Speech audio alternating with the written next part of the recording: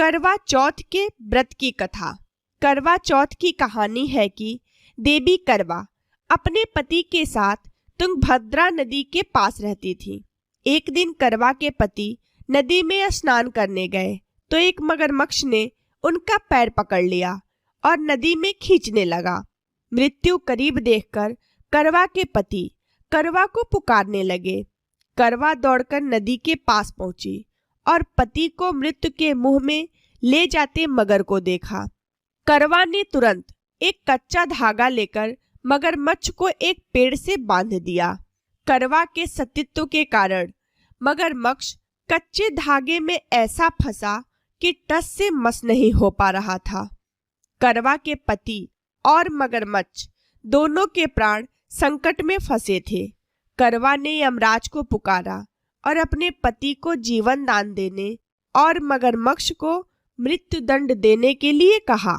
यमराज ने कहा, मैं ऐसा नहीं कर सकता क्योंकि अभी मगरमच्छ की आयु शेष है और तुम्हारे पति की आयु पूरी हो चुकी है। क्रोधित होकर करवा ने यमराज से कहा, अगर आपने ऐसा नहीं किया तो मैं आपको शाप दे दूंगी। सती के शाप से भयभीत होकर यमराज ने तुरंत मगरमच्छ को यमलोक भेज दिया और करवा के पति को जीवन दान दिया। इसलिए करवा चौथ के व्रत में सुहागन स्त्रियां करवा माता से प्रार्थना करती हैं कि हे करवा माता, जैसे आपने अपने पति को मृत्यु के मुंह से वापस निकाल लिया, वैसे ही मेरे सुहाग की भी रक्षा करना।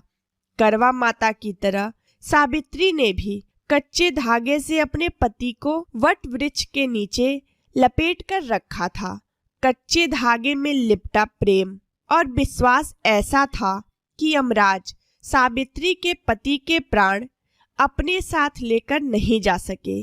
सावित्री के पति के प्राण को यमराज को लौटाना पड़ा और सावित्री को वरदान देना पड़ा कि उनका सुहाग हमेशा बना रहेगा और लंबे समय तक दोनों साथ रहेंगे। करवा मैया की जय।